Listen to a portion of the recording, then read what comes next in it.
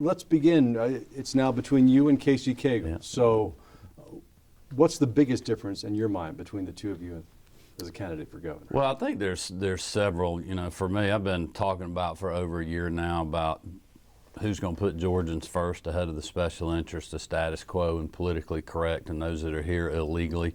And I have a record of doing that when I was in the legislature. Certainly have a record of doing that as Secretary of State, standing up, suing the Obama Justice Department twice on our citizenship check and defending our photo ID laws and really fighting for Georgians out there ahead of special interest and holding up and standing up and fighting for our values. And I've certainly done that in the private sector as well. You know, I've been a small business guy for over 30 years now. I started my first company with a pickup truck and a shovel, and I've been working hard literally every year since I did that at the end of 1993. And I was actually, you know, owning rental property before that when I was working with a couple of guys that were building in Athens. I mean, I started doing that literally the day after I took my last exam at the University of Georgia. And to me, that's what we really need as a governor. We need somebody that's going to put Georgians first. As Secretary of State, I've traveled to all 159 counties because we work with every single county as the chief elections official for the state of Georgia. And I felt like it's important for me to know, you know, what the situation's like on the ground there. And, you know, as I've been out there, people have asked me, it's like, who's up there fighting for us? You know, who's really going to fight for us? I think people in a lot of areas of our state are just wondering, you know, is anybody fighting for us? And that's why I decided to run for governor, because I feel like we need somebody that's going to fight for them over the special interest. And to me, that's what this runoff is all about, because I am not the special interest candidate. You know, all the special interest lobbying money's gone to Cagle. Even though we have more donors than he does, they're writing a lot smaller checks. But I'll take that. That's the kind of race I've run, and that's why we'll win the runoff, because we've got a great, motivated base of support. You know, we've had a big surge since election day, since primary day. We had a surge the last 2 or 3 weeks, and then since then we've caught him in the polls, and this race is wide open now, and our folks are fired up and ready to go, as am I. Yeah, I know you know that 8 years ago, Karen Handel finished ahead of Nathan Deal, and then he, of course, by 11 points, I think, and then he won the runoff. What do you say to voters who voted for Clay Tippins and Hunter Hill to bring them your way? Yeah, my message to them and Michael Williams supporters and anybody else that was out there that, you know, maybe didn't vote or supported another candidate is to join us, you know, to join me in the fight to put Georgians first. And I think that's an easy choice for them to make. Our polling is showing that those folks are coming our way in droves. They realize I am that candidate versus the other choice. And you know, that was my goal all along, was just to get in that runoff. I mean, everybody that was in the governor's race, they were running against the same thing that I was, against the, you know, kind of career politician guys. Been there as long as I've been married, 24 years, and I think people are looking for somebody that's going to put them first ahead of the special interest. Yeah. Let me ask you about the race in the Charleston area last night. Katie Arrington won the primary against Mark Sanford, who had been occasionally critical of President Trump. And she said afterward, "We are the party of Donald J. Trump." Do you agree with that? Well, I definitely think we are the party of Trump. I mean, he's the president. He's a Republican. He's doing a great job. Some people don't like his tactics, but you can't argue with the results. I mean, look at what happened here recently with North Korea, his cutting government regulations. Our economy has never been better. You know, people are optimistic about that. I'm certainly seeing that on the ground, and you know, a lot of those things are things that I've been doing and saying for years. I mean, I first ran for the legislature because I was a frustrated small business guy, and I ran against a Democratic incumbent because I was fed up. I was fed up with too many ridiculous regulations, too high taxes, not having somebody that was a common sense person that I felt like we needed in state government, somebody that was going to fight for our families and for our values. And that's what this race is all about. So I'm certainly embracing that out on the campaign trail. Yeah. Well, you're the election chief for the state, obviously. Right. It's my understanding that after the election last year, your office came out and said there were no illegal votes in Georgia. So what do you make of the president's claim that there were 3 million illegal votes across the country, and that that turned the popular vote in the other direction? Well, I mean, certainly there was concerns, I'm sure, by him and others across the country. Fortunately, in Georgia, we've taken strong stands and have passed good laws and put in good procedures. Like I mentioned earlier, suing the Obama Justice Department to check citizenship before we register someone to vote. So you don't have a non-citizen voting, and you don't have those fraudulent votes. So we don't see those kind of things in Georgia. If we do, it's on a very small scale. Just today, we won a lawsuit against Common Cause and some other liberal groups that don't like us doing list maintenance, where we're removing dead people or people that haven't participated in a long time. The left goes crazy over that. They don't think anybody should ever be moved, but I know that people move from our state, move to another state, and they never tell us. So if you just let them... Now, that was based on the Supreme Court's ruling in the Ohio case. That's right. And we wrote, Attorney General Chris Carr, who I appreciate, wrote a brief for that case. We were asked to do it. We couldn't do that. That's, you know, his duty, and we urged him to do that, and he did. So, but we're also getting sued right now, and I believe yesterday that suit has gone away, or is in the process of going away. Because it's now, you know, they upheld what our belief was, that you should do list maintenance, and it's proper to do that, and it helps keep the rolls clean and secure. Why did you go along with the president giving relatively sensitive voter information to the government with respect to the president's Election Integrity Commission on the one hand, and not go along with Homeland Security when they wanted to come in and inspect to make sure that we didn't give any sensitive information to the President's Commission. You know, we gave them the publicly available information, which is what I said from day one. And also, I don't believe they ever got the information. We said that we would give it to them. We would cooperate with the Voter Fraud Commission. I had no problem doing that. I said that on the front end, but I also told them, when we got that first letter that was asking for, I think, last four social or social security numbers, that we don't give that out, that we have a process that we give the public list to anybody that asks for it. We have a secure procedure that we go through to send in that list. It costs $250. It doesn't matter if I'm asking it as a candidate or if, you know, the President's Commission asks it. I mean, we have that process. So we told them if they would pay that fee, we would send them that public list. It's the same list that Stacey Abrams' group asked for, and over, I think it was like 400 or 500 different groups have asked for that voter file. So there was a lot of misconception out there from the left trying to sensualize that whole argument on what the president was doing. But we did our normal processes like we always do. We were only giving them the public list, and we would never give out people's private information. Okay. Let me ask you something that might be considered old news at this point, but sure, it is part of your record. I want to give you a chance to respond to it. Is there anything in retrospect that you think you could have or should have done to prevent that 6.2 million voters from having their private information shared in a way that I guess you described at the time as a clerical error? Well, it was human error. Like most data releases or breaches occur because of human error. I mean, it's a huge percentage of when that happens. And the facts are, when I got there, we had no cybersecurity policies and procedures for how we do that process. When I got there, we put those in. This individual did not follow those procedures, and we got a whole report that kind of details that out. But he ended up sending that information on a disk to 12 different entities that we normally sent that to. When we found out about it, we recovered those disks, or either documented that they were destroyed or never reached the public domain, and nobody's information ever got out because we acted quickly in that situation.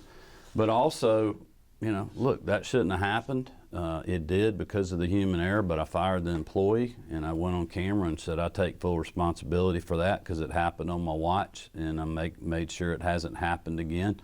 And I think it shows my character and leadership of how I'm going to govern and how transparent I'm going to be when times are tough. Because as governor, you're going to have a situation where something happens and everything's not always going to go right. And I've had that experience as Secretary of State. You know, we have 250 employees. We had a lot of key government functions that are going on, And despite what headlines were written, you know, we've never been breached or hacked in the Secretary of State's office. That was a data release that was caused by human error, and I took full responsibility for it and have made sure that that does not happen again, and it hasn't. Yeah. Why does it not make sense to have a paper trail? I mean, we've got these electronic voting machines. The software is kind of old in some cases. Why does it not make sense to have a way of verifying the vote if that's necessary? Well, I think it does make sense, which is why I've been leading on that issue even before it came up before the last legislative session, and my opponent and others at the Capitol made this a political thing that was going on. We piloted a pilot project in the city of Conyers in the election before the primaries in the fall that had a verifiable paper audit trail. It worked very well. When the legislature couldn't get something done this year on moving to the new system of voting in Georgia, I actually just left a safe, secure, accessible, fair elections commission meeting. It was our kickoff meeting to where we go now to replace the voting machines. We got a bipartisan commission that's going to look at all the options here from the public, look at what options are out there from the vendors that are supplying the next system of voting equipment across the country, and we'll give some recommendations to the next Secretary of State and the legislature on where to go from here. So I've been taking the lead on that, but the fact of the matter is, it says in state law that we use the system that we have now, and until the legislature does that, I took an oath as Secretary of State to do just that. Okay, one last election question, if you don't mind. Last May, I'm talking 13 months ago now, we had the special election. Karen Handel beat John Ossoff.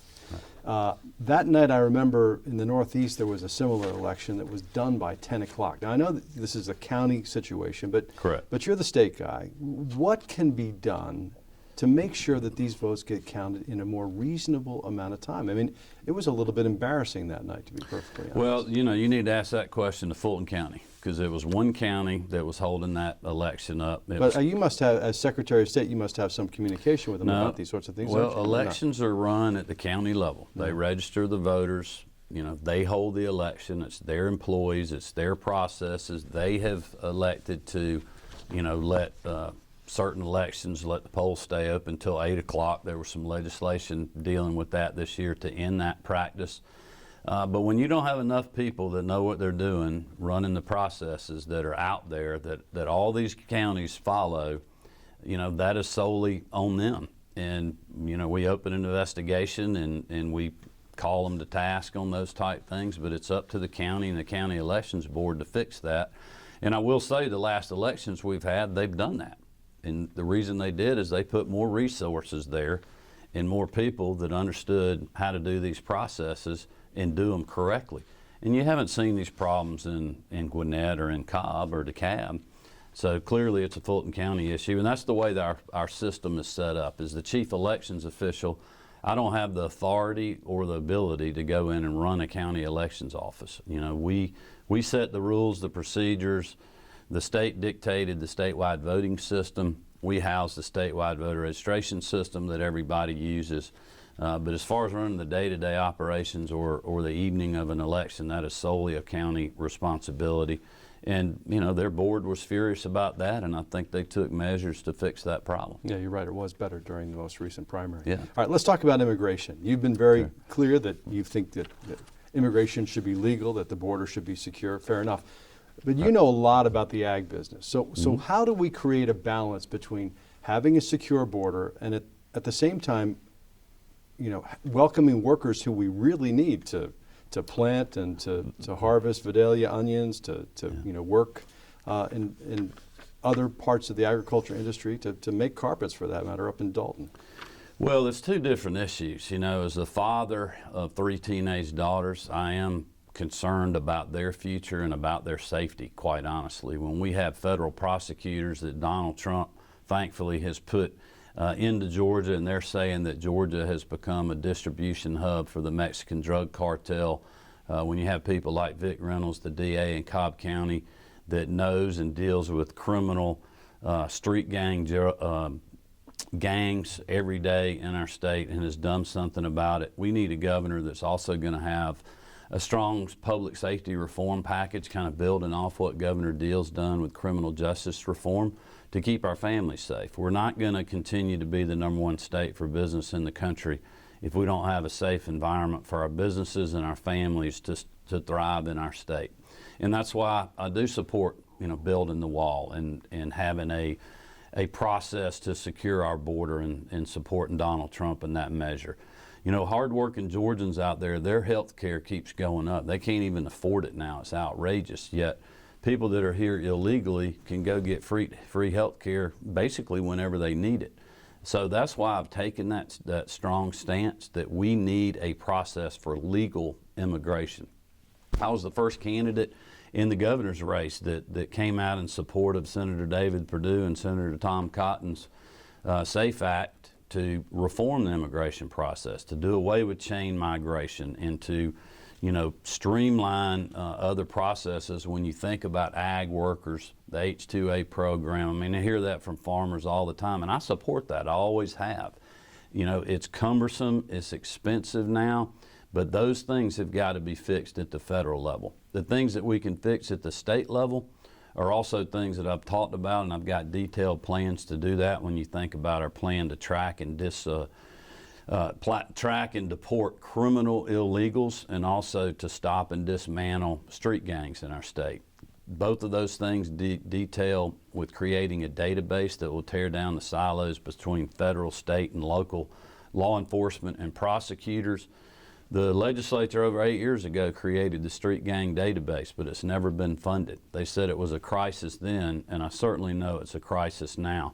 So we're going to fund that. We're going to give the Attorney General broader powers to prosecute statewide. We're going to create a strike team that will allow rural parts of the state and other parts of the state that don't have the expertise to prosecute or go after from a law enforcement side gangs or criminal illegals, and give those resources to those areas if they ask for it. It's not a mandate.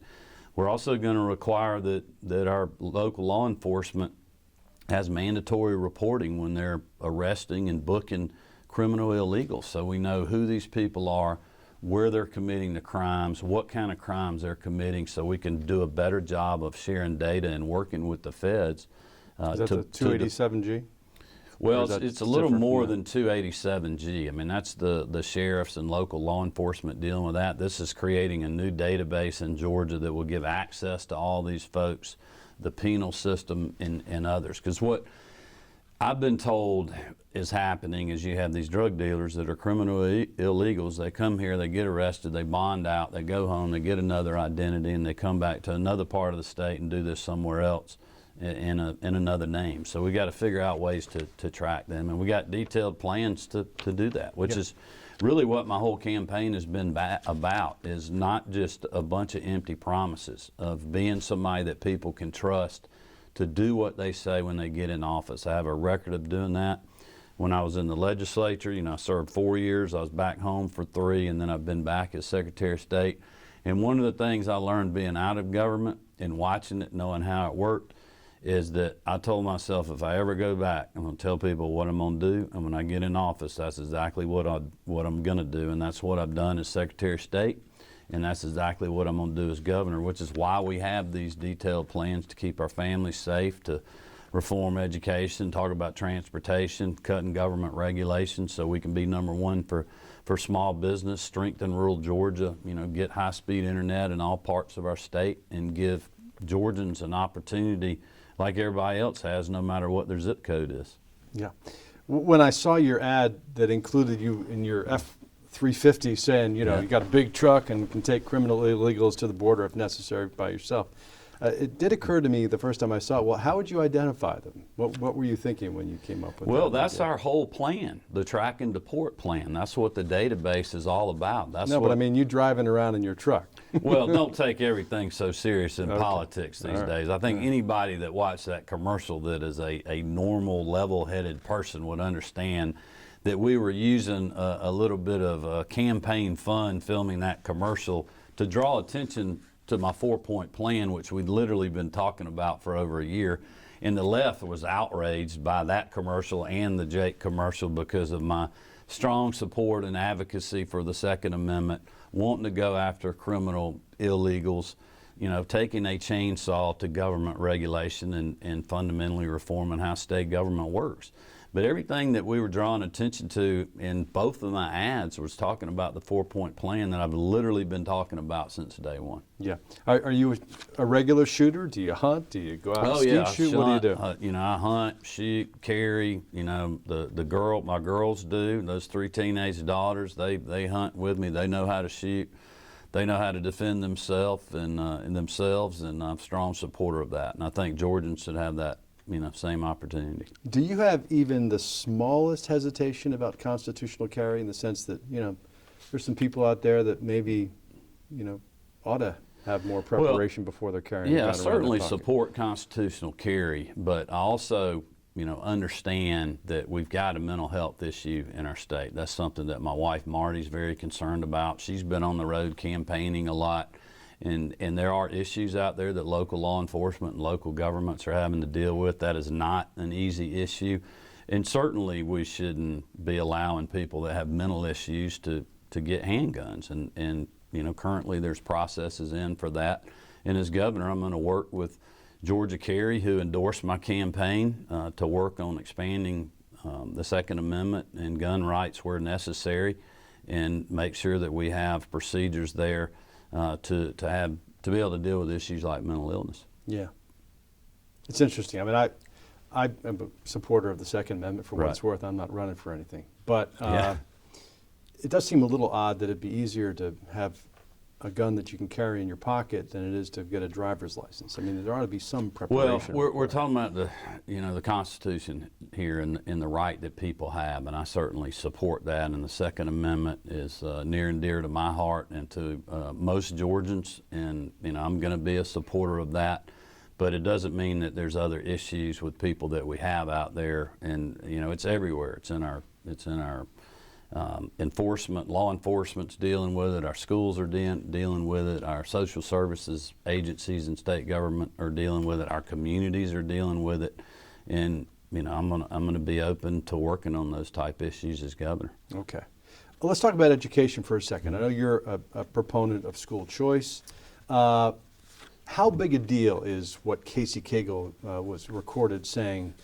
How big a deal is that, do you think, from a political standpoint? I mean, it sounds terrible to be saying this is not about policy, it's about politics. It just sounds awful. But is that the way things are done at the state capitol, or Well, not? you'd have to ask him that question. I'm sure you I will. I'll Yes. talk about, you know, my record of being honest and transparent with people and telling them what I'm going to do. And when I get in office, I'm going to do it. You know, when you're Secretary of State, you're dealing with 250 employees, you're dealing with 1 million people, or almost 1 million corporate filings a year, a lot of businesses and hardworking Georgians that are filing LLCs and other types of corporations every day, licensing 500,000 people, running a almost 40-person law enforcement investigative division, you know, regulating securities, running elections. We're not always going to make everybody happy. And, you know, I tell people my views and what I want to do, and if I have to tell somebody no, then I'm going to stand up and tell them that and tell them why I did it. And I think that's what people are looking for as a governor. You just, you know, you cannot be a person in a position like this that tells everybody everything they want to hear, because you're never going to be able to do that. And I have a record of doing that, and that's why I have been talking about literally since day one putting Georgians first ahead of the special interest. And, you know, clearly in that situation, there was a candidate that was putting something else ahead of his beliefs and quite honestly the people of the state, and you know, but only he can answer that question. All right.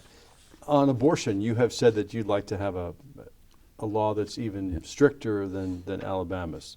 What would that look like? Well, I've pledged to, I mean, I'm a strong supporter of life, and I understand that it begins at conception.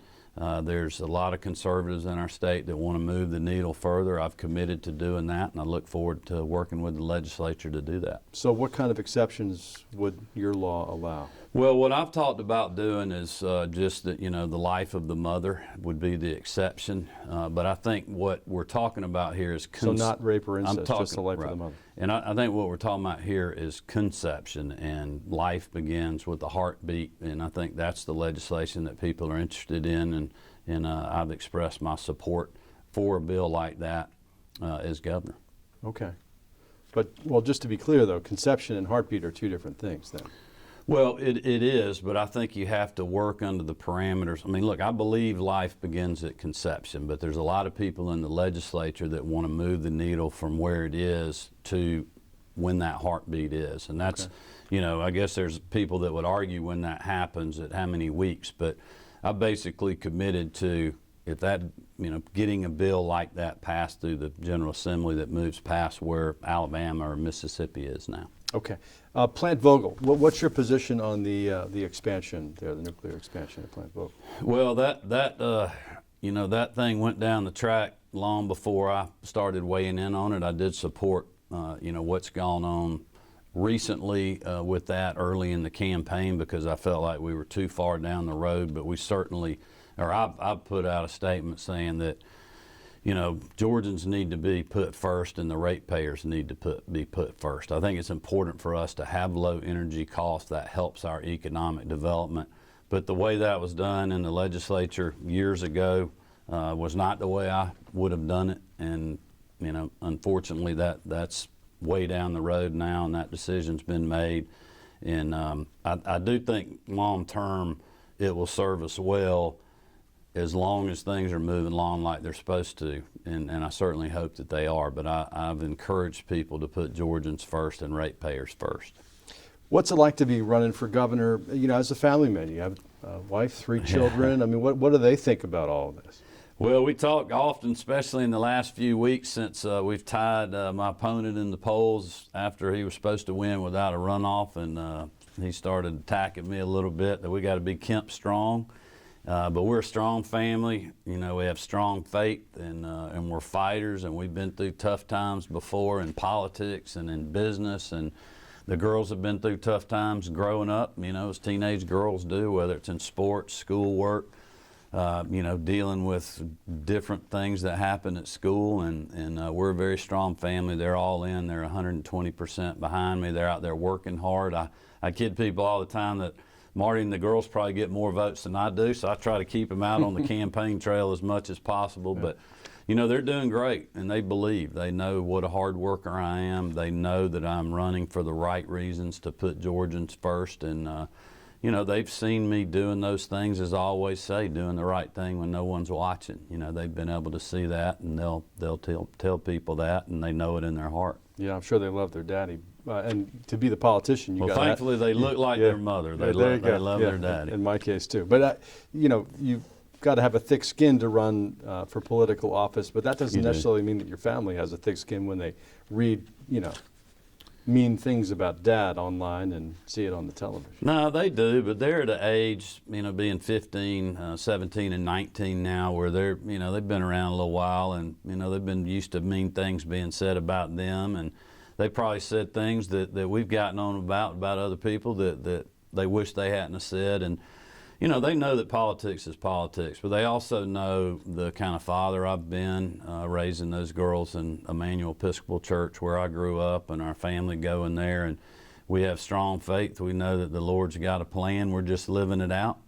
And this has been a great experience for them. It's been a great experience for me. I've learned a tremendous amount about our state and about a lot of different issues, and about people's passions on what they want to see done and what they believe in. And some of those I agree on, and others I don't. But it's it's good to go through this process. And I will say this: it is good for our candidates to go through a vetting process in the primary, and it's good for us to be diving into, if you will, to look at our backgrounds and to be properly vetted, because we're going to need a nominee that can stand up with conviction and drive and be somebody that will absolutely put Georgians first when times get tough. I've been through those tough times in the private sector many times, going through, a couple of different recessions and having to literally, people talk about living paycheck to paycheck or week to week. I mean, we were living day to day fighting through that, like a lot of other Georgians were, and we're still fighting through some of those type things. But that gives me a unique perspective as a person that's running for governor, and if I'm fortunate enough to win, which I believe I will be, I'll be a person that will have that, knowledge and drive to work through those type things and to keep fighting every day. Because there's really two ways to handle that. You can give up, hand them the keys and say, I give up, or you can just work as hard as you can that day and get up the next morning and do it again. And that's what we're doing right now in the campaign. I told the girls the other day, we got to fight through every day. We're going to have good days and we're going to have bad days. But we just got to keep fighting, keep talking about our message to put Georgians first, to cut government regulations so we can be #1 for small business, to implement a spending cap where we can have real tax reform that lowers rates for all Georgians. Make sure that no matter where you live or what your zip code is, that you have access to good health care, good education, high-speed internet, and good economic opportunities. And that you have a governor that's going to put Georgians first and keep them safe and do public safety reform. And that's what we're going to keep talking about. And I've been the one that's run a positive campaign literally every single day in this race. My opponent now basically begged everybody else to run a clean campaign, and then he's ended up hitting everybody. But we're tough. We can take that. We got a record to stand up to that. And I think on July 24th, people will send a message that they're tired of that and they want a candidate that's going to put them first. Okay. You've been very generous with your time. Let me ask you one last question that occurred to me during that answer. You're running a little to the right, it would seem to me, of Kemp and Cagle. So if you win the runoff and get the nomination, I mean, obviously this is still a red state, but it's getting a little purpler. I mean, how difficult is it going to be to get back to a place where some folks in the middle are going to, want to vote for Brian Kemp? Well, as you know, I'm an unapologetic conservative, and I've been running a campaign like that, but I'm not worried about moving back to the middle because I've said this many times. I mean, I am a conservative guy. I'm fiscally conservative, I'm socially conservative. I just have a conservative mindset. I believe that's where our state is right now. I don't necessarily buy into us, going blue or going purple. But we have got to have a governor that conservatives and all Georgians can get behind, that will drive an agenda that conservatism is a good thing. And people should embrace that. When you think about cutting government regulations to make us #1 for small business, I mean, that resonates across all walks of life, all demographics, and anything else you can imagine. Tax reform. I mean, lowering rates on all Georgians, implementing a spending cap so we're being good stewards of their tax dollars. 70–80% of Georgians support that. Getting high-speed internet in rural parts of our state, strengthening rural Georgia. Seems like a matter of fairness, doesn't it? There's a lot of Democrats in South Georgia and rural Georgia that support that. Yeah, I mean, sure. A lot of those people voted for Donald Trump for president. And every family I know wants to keep their family safe. So, my message is not going to change in the general. I'm going to work just as hard to continue to talk about my 4-point plan. Now, doing a Republican primary, there's other issues that conservatives want to know that represent your values, and the Democrats are going through that same thing on the left. And people know where I am. They know I am more conservative than Kemp and Cagle, but they also know that I'm not afraid to stand up and fight. I've taken on Stacey Abrams and her liberal groups before on a lot of voting type issues when she sued me and other people have sued me. So I'm looking forward to that fight in November and talking about those issues, because I believe that the majority of the people will like my positions. Thank you, Frank. All right, thanks Appreciate a lot. it very much. Enjoyed it. Thank you.